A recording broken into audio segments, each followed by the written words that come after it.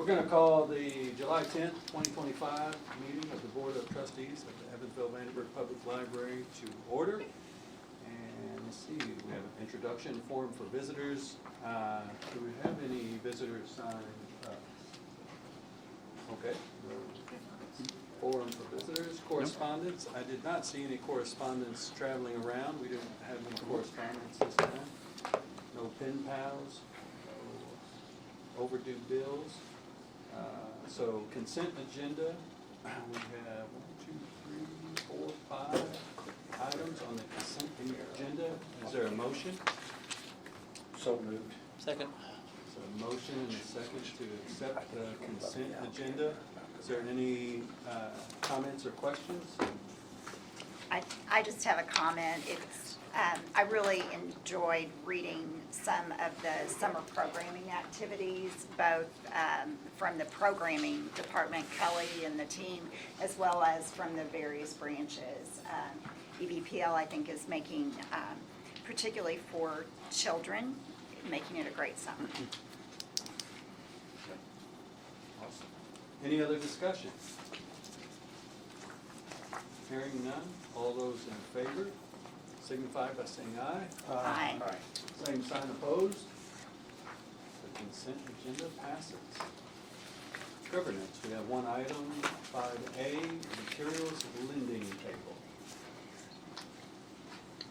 And Kate Linderman, our Director of Collections, will cover this. Director of Collections, Kate Linderman. We are proposing some changes, pretty minor changes to the lending table, but you all need to approve them.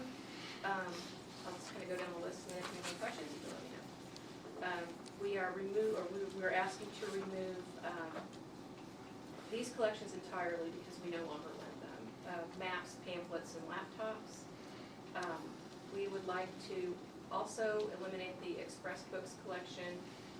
What we are going to do is retire that collection and sort of fold in the books that we order for those collections into our new shelf books, which actually provides greater access to our customers. The Express collection started as about 20 years ago, actually, as a way to manage really, really long waiting lists for, your James Pattersons and things like that. We used to have hundreds of people waiting for those. Now the longest waiting list we have might be 40 to 50 people. It's really more cost effective for us to roll these books into the new shelf than we can manage what we call a holds ratio, which is the number of books we have to the number of holds placed.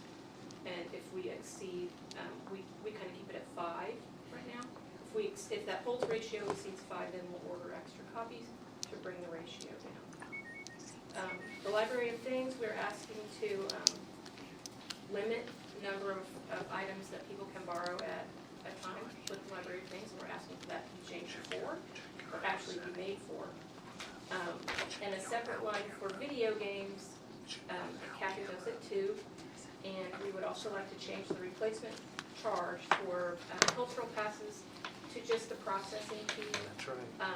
We found through some research that the cost of those passes to us is minimal, and the processing fee covers that. So at that point, if you have any Check questions? the volume level. Well, first we'll entertain a motion. So moved. Second. I have a motion and a second. So is there discussion or questions? The cultural passes, are those just a one-time, so or what happens if someone doesn't return that? Is there a value still to that card or whatever? We have MOUs with each organization that we get the cards from, and basically when they go missing, we contact the organization, they keep track cancel of it. what they have given us, they issue us another pass, so that we keep our inventory and they're aware of what we no longer have. Thank you. Any other questions or discussions? Hearing none, all those in favor signify by aye. Aye. Same sign opposed. Motion carries. Thank you. Next item of business is our finance report. Report of appropriations, beginning with the report of appropriations. Beginning with the report of appropriations, which is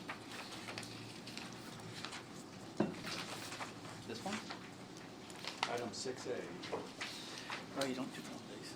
Yes. 6A. Mhm. We're not to that one. It's the short one. This one, right? Yep. Okay. Yeah, it's pretty simple. We did the same thing every month. It looks like we're still running, it should be 50% of our budget still left in each of the line items. And with one or two exceptions, they are 50% or above. The total for the budget is 55%, which means we're actually spending only 45% of our money that we should have spent 50% on. We're looking good. There may be some issues later in the year, but right now we're fiscally sound. The next one, I'll just go ahead and jump onto it, is the investments and balances. I just had today to talk to some people about some CDs. They are talking about a 3.7 to 4.1% return. We're getting 4.276%. So we're doing substantially better than you can get in, well, with small, tiny investments for CDs compared to what we have. We should see an uptick next month because we'll have more money in the account, showing more money available to get interest on, so our amount of interest should go up, but it's still, again, looking like we have a lot of money coming in interest, which you'll see when we get to the next part of it and go over the first 6 months, the first second quarter results. And last but not least for me is the money we have spent. We see that we have spent about 3,184,078.39 in total invoices, as shown on this, and we've had 2 paychecks go out for $373,754.38 and $539,406.82 respectively. I'd ask that those all be approved by the body. So that's a motion. Second. We have a motion and second. Are there any discussion of the approval of bills? I want to approve those. Hearing none, all those in favor? Aye. Aye. This time. Opposed? Motion carries. Then we're ready for 6D, the quarterly budget status update. So in your package, you'll see where we're at for mid-year.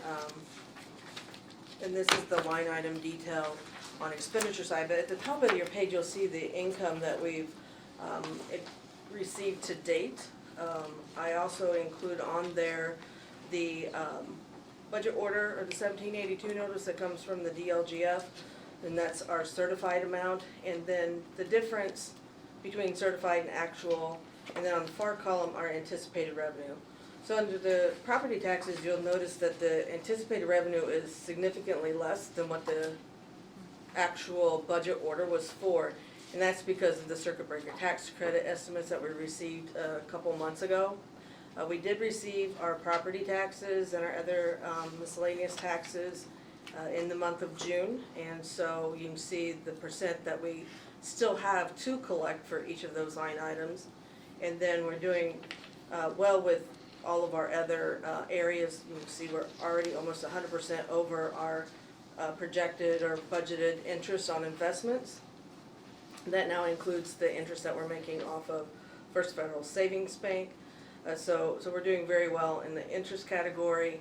And then the local income tax, the second from the bottom item, you can see that we're already over 50%, and that's because we received supplemental lit, local income tax, in the month of May, and that was $476,000. So when you take into account the extra $476,000, we're still at 50%, but then we have that in addition, which we never know year to year what that may be. And Jason will talk about that a little bit later in our projections. So we can't count that into our budget, but we did receive the supplemental lit that was distributed by the state about a month ago. And then under the expense side, as Bob mentioned, most everything's pretty much on track. The quantification of the percentage of the budget spent is if we expended every single line item 1/12 or equally throughout the year. A lot of these categories are not like that. We pay once a year, or we pay more in the spring and more in the fall than we do throughout other months. So it's all based on how it's spent out. A couple of items that are in aqua color, turquoise, whatever you want to call that color, on your page is based on where we're at with things that should be 1/12 or around 50%. And so we're keeping an eye on those, and that is our employer perf that we pay out to the state. As you see, we're down to 41% of our amount of that budget left, so we need to take a look at that. It could be from a number of items, the fact that we're fully staffed all the time now, where in the past we have not been, what we budgeted, what does that look like, why is it different? So we'll be following up on that.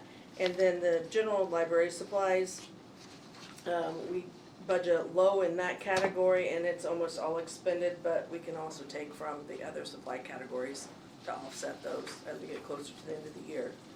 On the front page, you'll see under Employee Assistance Program, there was no budget, but we've expended $2,500 to date.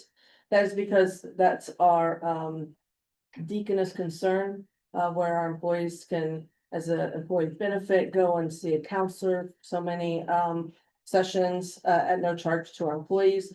We were going to discontinue that and hire someone into our clinic to offset that actual service, but it hasn't come to fruition yet, and so we're still paying deaconess concern for that, and it'll just come out of the line item, which is for the health insurance or benefit. And on the back page, you'll see that we've gone over on local history maintenance by 53% for the year. That's because the news bank paper that's hosted on our website, we didn't get last year's invoice until after the first of this year, so we've double paid that.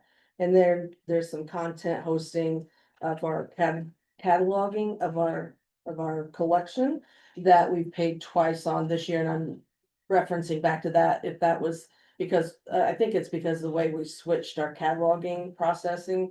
And so we had to pay a difference for the year. So we'll take that from another area as well once we get closer. And then the only other thing that I keeping an eye on is that we have down towards the bottom of the page under repairs for equipment.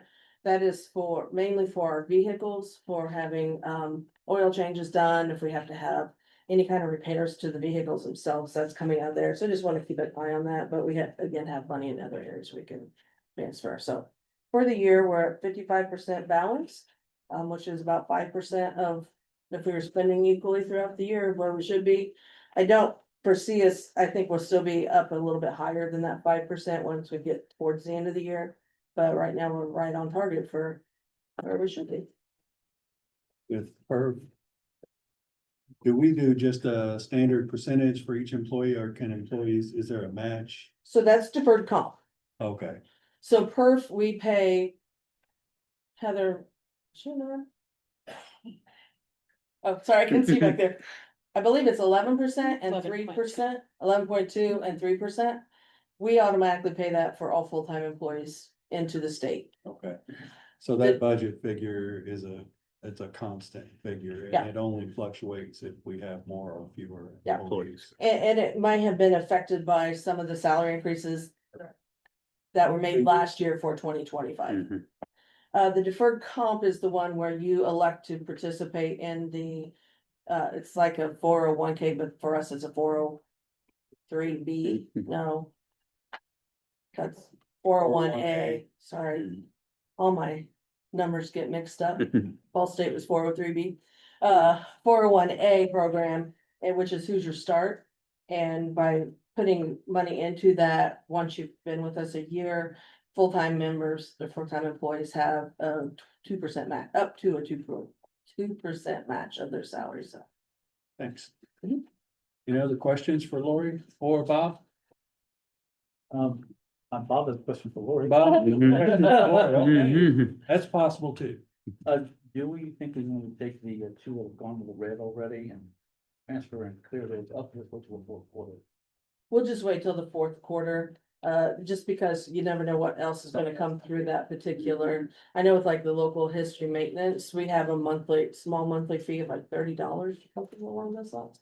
So I'd have to estimate to make sure it was whole, or this way we can just wait. And if we need to clear up the content hosting for our collection, then there's no sense in moving the money now if it's going to get reversed out to another category.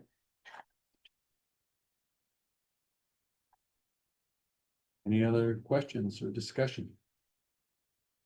Hearing none, moving on to item number 7A, central renovation change order number 4.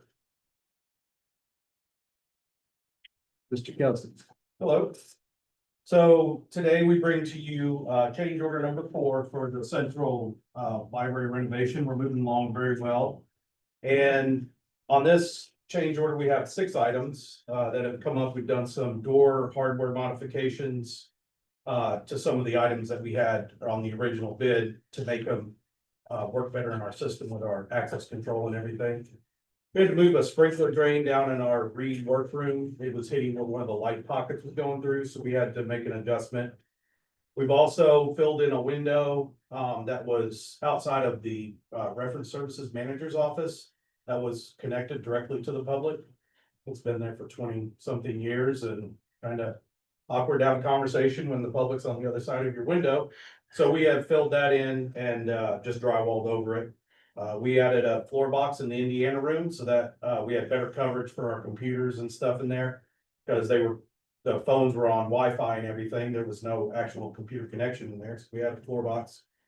And then we added some additional window film covering on our large group room. We didn't modify the large group room except for paint and carpet.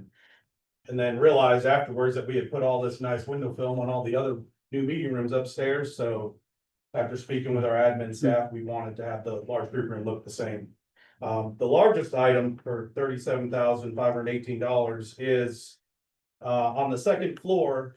We have to modify the sprinkler main that runs across the top of the second floor. Where all these light pockets go in above the bookshelves. The sprinkler main is 2 inches off the top of the grid. And we have to have a 4-inch deep pocket to be able to put the new recessed lights in.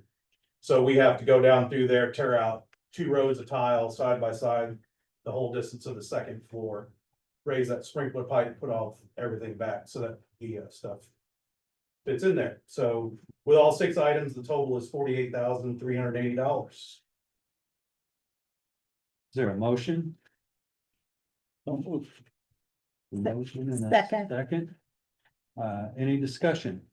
So is this just a normal part of, like this is kind of typical that you're gonna have these Yes, sir. type change? Yeah, we come up with little items here and there. The only really item that we had there for ourselves was the infill of that window.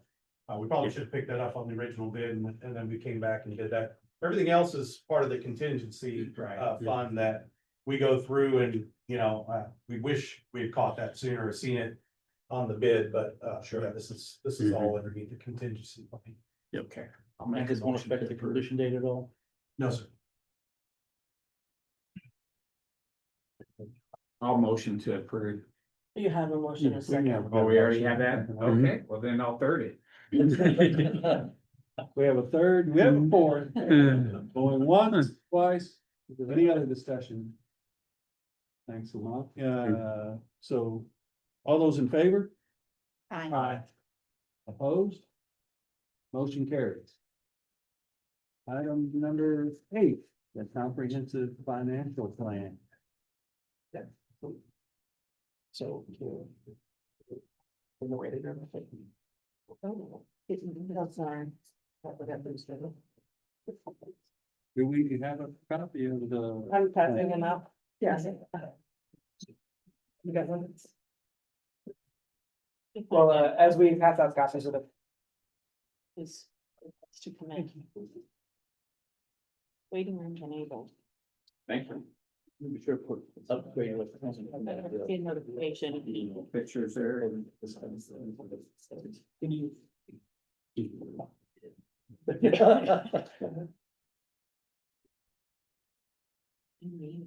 This is just this meeting for everyone.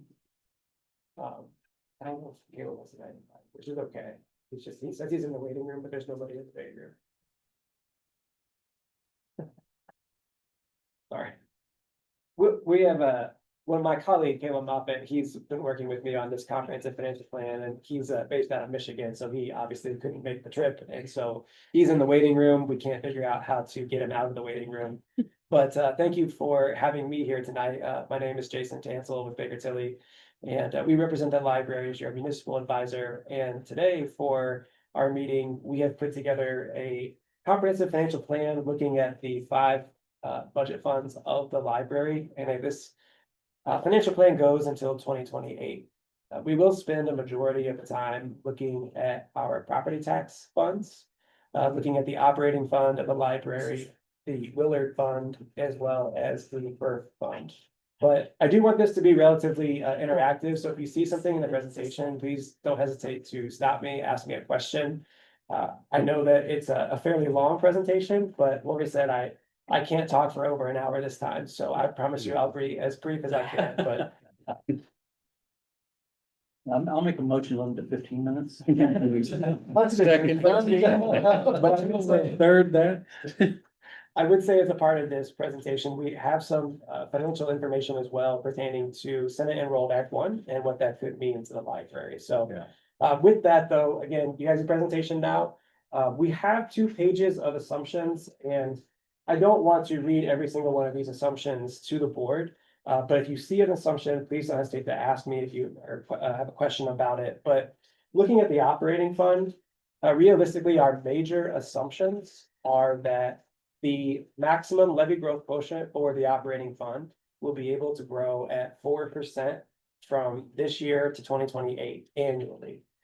Just last week, the Department of Local Government Finance did finalize the maximum levy growth quotient for 2026 to be 4%. So what that means is the library is allowed to grow its operating fund levy by 4%. So we had assumed that for 26, 27, and 2028. Also, we did flatline all other revenues. So when you look at the revenues of the library, we wanted to be conservative and just no growth to other revenues beyond the maximum levy growth quotient. So when you look at the information in the appendices, which we won't go over those line by line, but if you look at those, you'll see that those are flatlined from 2024 and 2025 levels. Also, a major component of the revenues received in the operating fund is local income tax, as well as supplemental local income tax.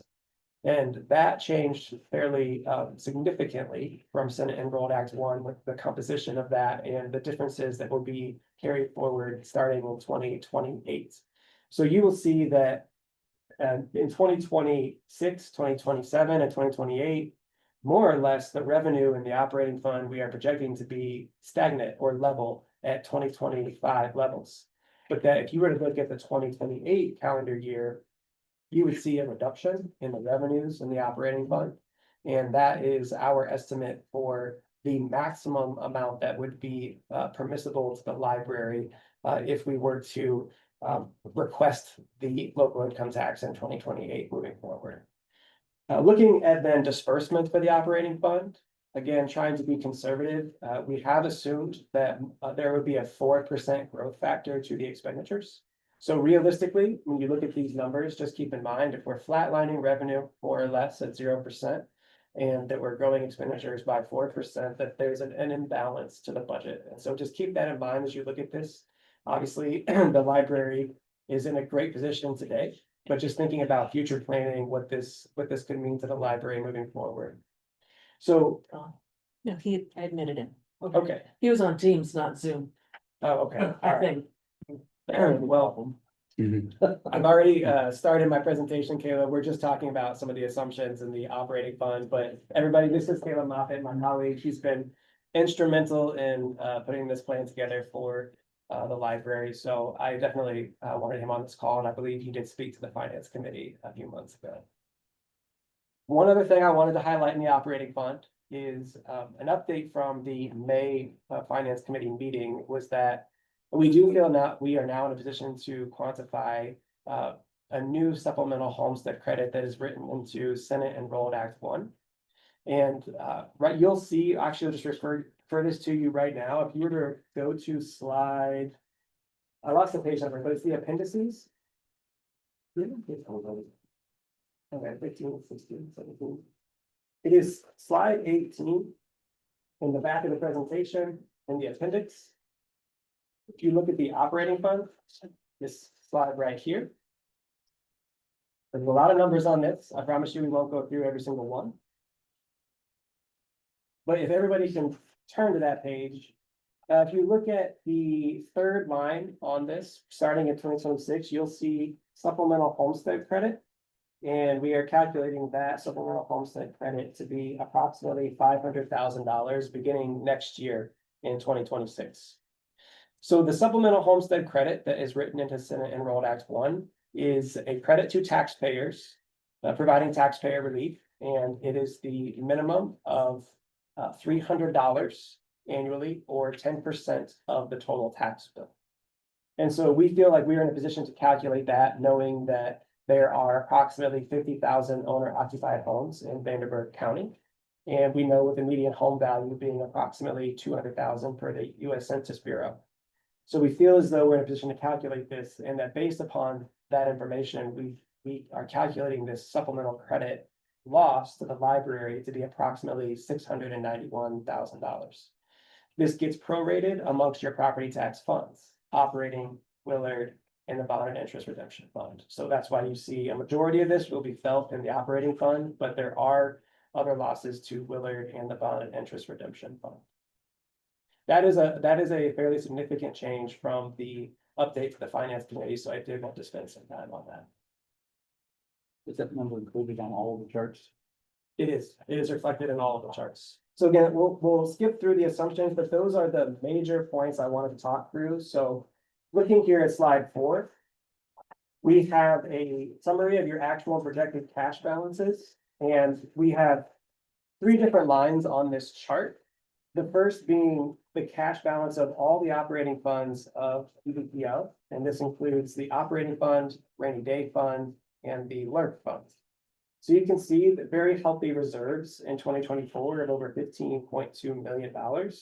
But that even this year, potentially there might be a slight spin down in those reserves in 2025. And then going through the assumptions of potentially flat revenue with potentially increasing expenses, naturally those cash balances will decline. But again, drawing your attention to the steeper decline in 2028, that is due to the local income tax being reduced from approximately 3.8 million to 2.9 million. Now that number changes every single year. It's based upon adjusted gross income for Vanderburgh County, so that does change. But that's based on what we know today, that the maximum that would be allowable to the library would be decreasing by approximately $1.3 million. Also, and we're looking through Senate Enrolled Act 1, and we don't believe that there will be any supplemental local income tax, and that's a fairly significant revenue source for the library as well. Lori just received this year, was it $476,000 of supplemental local income tax. So if that is going away and the normal local income tax is being reduced by 1.3 million, again, combined, that's about 1.7 million for the library of revenues. That's when you start to see the 2028, the steeper decline in the cash balance. We did want to point out in the blue line, that's the minimum target operating balance of the library. When we have our rating calls with Standard & Poor's, we talk about the fact that the library has an informal reserve policy of 5 months of expenditures. So we just wanted to say, clearly you have very healthy reserves today. You're well above that minimum operating balance target of 5 months, but that potentially you would be very near that by 2028 with some of these reductions of revenue. Also, the gray line just represents the operating fund alone. This is without rainy day. This is without the library improvement reserve fund. So just keeping in mind, the gray line represents just the operating fund alone. But when we talk to S&P, they like to include rainy day. They like to include LRF. So looking at slide 5, you will just see the revenues compared to expenditures in blue and gray. You can see there was a surplus in 2023, and then there was a slight deficit last year in 2024, and then again, a deficit in 25 and every single year thereafter. But looking at total operating receipts, you'll see revenue is relatively flat, 15.7 million or so. And then in 2027, that actually increases to $16 million once the 4% maximum living growth quotient has more time to take effect to potentially offset the supplemental homestead credit. But then in 2028, we lose the local income tax. So you can see the revenue being reduced fairly significantly in 2028. Looking at expenditures, you'll see the 15.5 million of actual expenditures in 2024 and estimated expenditures of 16.1 million this year. That is 93% of your total operating budget, and historically, for the past few years, that's what the library has been expending, is 93% of your total budget. In 2026, we know that the library is doing its best to have operating disbursements be the same as 2025. But that after 2026, that will be growing at a 4% factor. So we go from 16,281,000 in 2026, growing that at 4% to 16.9 million, so on and so forth. Are there any questions on this stuff? I will make a comment. When I went over this with Scott on Tuesday in our meeting prior to this board meeting, one of the things I had done is our last comprehensive financial plan, where it's 2020 through 2025. And one of the things I appreciate is that your predictions were very accurate for 23, 24, and 25 back then. So those numbers line up. Although I don't think this is bad news, with lit dropping off in 2028, at least the way it is now. I think it's a projection that we can trust and a projection that we need to pay attention to. And one, watch what happens with the next couple of legislatures. And then also what we have to do as a library to Right, because operate fiscally sound. To continue to operate fiscally sound. because right now you're projecting us to spend at 4% each subsequent year up to 28, but if we spend less than that and are flat, that's some savings that will help us in 2028, so. Right. And then, exactly. And so that's why I did want to be very clear, people, talking about real revenue losses from the supplemental homestead credit, but realistically, I just wanted to be clear, we are able to grow our levy by that 4%. And so, again, you see that revenue is just relatively flat from 24, 25, 26. So, I did just want to point that out, that the supplemental homestead credit is absolutely taxpayer relief. And eventually that revenue does start to balance out in 2027, where that revenue is growing again after the 4% of the growth of the MLGQ. But again, just that 2028 year with local income tax is something we just want to keep our eye on. Also, because realistically, we are assuming that the library would receive the full amount based upon today's AGI of 2.9 million, but that would need to be requested. And so that's not a guarantee, and that's just something that it is the maximum amount, where it would be 0.05% of the AGI. That would be the maximum allowable to libraries.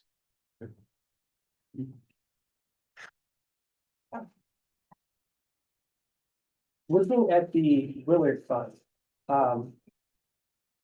it's a little bit of it's a different story for Willard in the fact that Willard is a rate-driven fund. And this is different from our operating funds. The operating fund is driven by that maximum levy growth quotient that we were talking about that can grow at 4%. The Willard Fund is rate driven, and that rate is set at 1.67 cents. The reason why this is important is because there is the potential for assessed values to decline with Senate Enrolled Act 1. There are now more deductions to homesteads, providing taxpayer relief. There are deductions to our properties that are in what we call the 2% cap, and these would include agricultural land. This would include long-term healthcare facilities and rental properties. So there's now deductions for those properties, whereas there were no deductions prior to Senate Enrolled Act 1, so taxpayer relief. And there's also some reworking of business personal property, and what could potentially be changing there are factors such as the de minimis value of what must be reported changed from $80,000 to $2 million. So any business personal property that is under $2 million would no longer have to pay taxes on. Currently, as before Senate Enrolled Act 1, that number was 80,000. So anything over 80,000, there'd be a property tax associated with it. Anything under that, there would be none. But now that de minimis amount is $2 million. So thinking about that, these all have the potential to reduce assessed value. You'll see in our analysis, we didn't change assessed value. We have flatlined assessed value at 9.3 million. And so we didn't want to take an approach of, decreasing assessed value if we just don't know yet. So we have assumed that assessed value stays flat because we know that gross assessments have gone up. And so these deductions may flatline assessed value, but they also have the chance to reduce it. I just bring this up because with Willard being a rate-driven fund of 1.67 cents, if assessed value were to drop from 9.3 billion to 9 billion, then the 1.67 cents would only generate revenue on 9 billion instead of 9.3 billion, which would be a direct correlation to revenue received in that fund. So that's a very large difference for the Willard fund, where EVPL operating fund can grow at 4%, but the Willard fund is tied to the rate, which then is very dependent upon assessed value. So basically, you're saying for Willard, the optimistic view still has them in negative cash flow by 2028. This assumes no assessed value growth, no changes at all. And that if expenditures were to grow at the 4% clip, but revenue is completely flat, then yes, eventually there becomes an imbalance in the Willard budget. And even if I'm interpreting this, even this year, their cash balance is below that target rate. Correct. Willard also does feel the impact of the supplemental homestead credit. So that for the operating fund of EVPL, we calculated that to be approximately 500,000. For Willard, it's 61,000. And that really starts to add up because that's every single year. The supplemental credit is not a one-time credit, it's every single year. So $61,000 every single year really begins to stack up. On top of the circuit breaker tax credits. Right. So then looking at Willard, it's the same as we were just talking about as far as blue are represented, receipts are represented in blue, disbursements represented in gray. And you can see that a slight imbalance in that budget in 2024 and 2025, but that potentially does accelerate with the fact that their revenue, we're projecting to be flat. As you can see, 1.3 million, 1.3 million, 1.3 million. But that if expenditures were to grow, that there inherently becomes an imbalance of budget. Is there the same assumption on like 93% budget expensed? What's the assumption on their expense, 100%? We did assume 100% of the Willard budget. And we also assumed in 2026 that they would remain flat, so we did not grow any expenses for them in 26, but then started that growth in 27 and 28.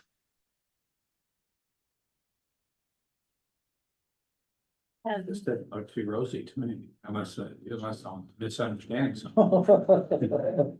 I feel, so I do understand and appreciate that. A lot of these charts are going down. But I guess we are trying to be conservative. We want it to be used as a planning tool. And just thinking out loud, again, we talk about the revenue being flat. Just thinking about inherently what that would mean, then we know we have strong reserve, which is great. The library's worked very hard for its strong reserves. But what happens if revenue is flat? So that's just where eventually, by the time you do get to 2028, like you said, it may not look the prettiest on a chart, but we have some time before then to think about some of the things we're doing here at the library. So rainy day here, also going down, but doesn't necessarily have to. You'll see rainy day on slide 8. We are assuming the full budget is expense at 450,000 in 2025, and that we are growing that to 468,000 of an expense in 2026, and then flatlining it at 468,000 being expensed at a rainy day.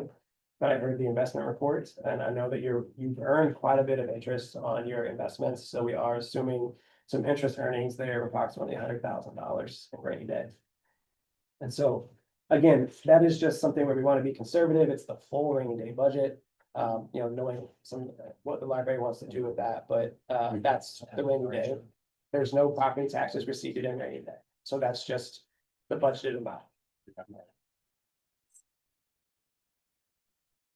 The same can be said for LERF in the sense of it's showing a declining amount, but we're assuming the full budget is expensed at 200,000, growing that 4% to 208,000, and then keeping that flat from 26, 27, 28.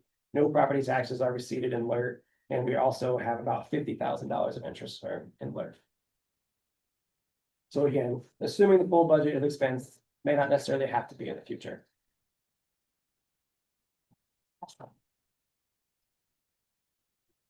We also want to just talk a little bit about the library's debt service profile and the $12 million bonds being discussed this year. And I know Caleb has a few points he wants to make on this slide 10 for the bond and interest redemption fund. Yeah, so I know this chart probably looks a little more familiar, just given this is our typical kind of prep for any type of bonds. So this would have been shared during the preliminary determination meetings earlier this year in April and May. But I can give a kind of a quick refresher maybe on what these bars mean and some of the structure behind the 25 and 26 bonds. So those gray bars represent your currently outstanding bonds. The blue or teal bars represent the 12 million 2025 bond issuance. And then the pink or coral bars represent the capacity for a 2026 geo bond, which we've assumed to be approximately 6 million. So where this chart would differ a little bit than what was shared a few months ago, the maximum repayment term of the 2025 bonds was set at and shown at 15 years. This chart here assumes what may be a more realistic choice for you of 12 years. So what does that mean in terms of savings on the interest expense? If you were to choose the 12-year as opposed to the 15-year, that would translate to approximately 830,000 based on the rates we've assumed. As you can see, both of the 2025 and 26 bonds have been layered onto those currently outstanding bonds. So thus, we do not expect any taxpayer impact as of today, kind of remain level at that annual amount levy and tax rate. He said 10, 12 years, I count 10 years. The blue bars are 12 and the coral bars are 10. Yeah, yes. So we can also look at the 10-year. I know there was discussion at the board meeting. We could look at a 10-year for the 12 million as well. This is knowing the 15-year was our maximum and maybe not what the board wanted to see. We wanted to provide an update to the 12-year and just show what that profile would look like if there is debt in the future of the library as well.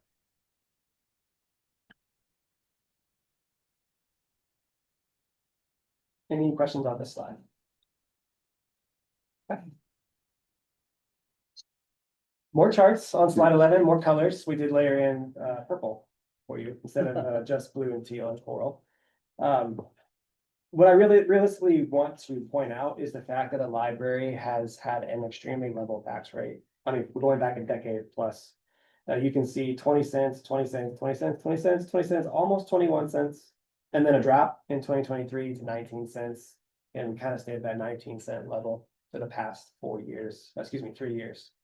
And so, realistically, that's obviously been incredibly stable for your tax base. And looking at where this might go in the future, we just wanted to point out that if assessed value is flat and you are growing your operating fund by 4%, then eventually that operating fund will have a larger levy over the same assessed value, meaning the tax rate may move upward.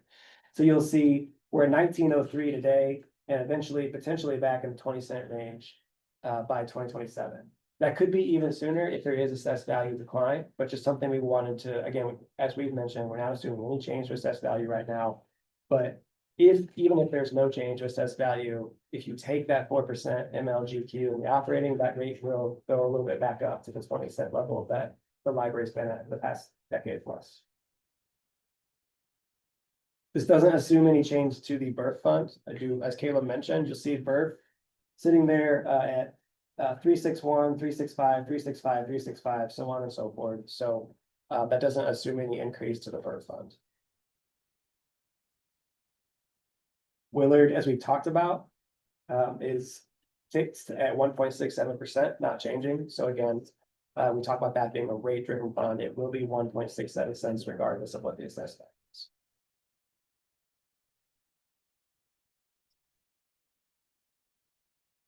Okay. Slide 12. Here is just a historical impact of what circuit breaker has meant to EVPL.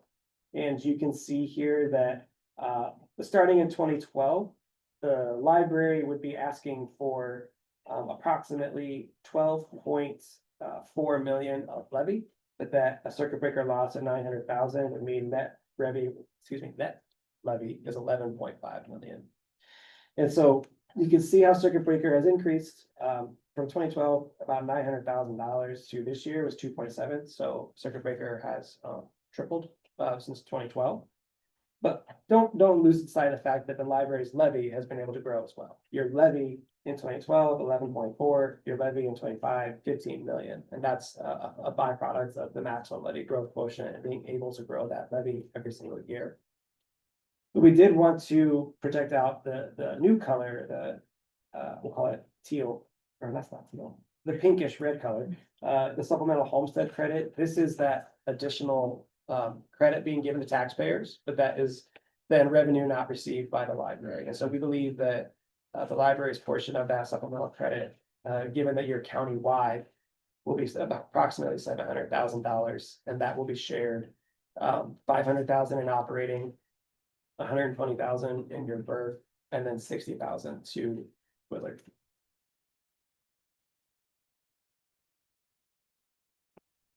Assessed value, you can see here, 2010 assessed value was about 7 billion, and that we had some assessed value reductions with the recession in 2008. Obviously, assessed value lags behind, and so you can see some of those assessed value declines down 7% in 2013, but then ever since 2013, every single year has had some form of growth. We just thought that this slide provided historical context to there has been some really significant assessed value growth in Vanderburgh County, but that may not be the case moving forward. There has been assessed value declines in the past. So just keep that in mind.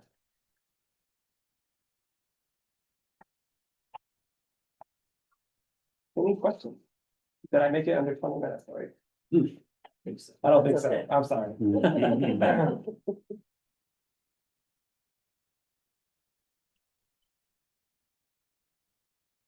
Any other discussion? Jason, Lowell? Good presentation. Yes, it was. Thank you. At what point do we set up lemonade stands, make extra money on the side? Working on it. Yeah, that's, yeah. Thank you, Jason. Thank you. I appreciate it. We're ready for announcements. All right, summer reading is going extremely well. I don't want to give out any of the numbers so far because I want Erica to do that when she reports to you at the end of it. It's going extremely well from what I understand. So,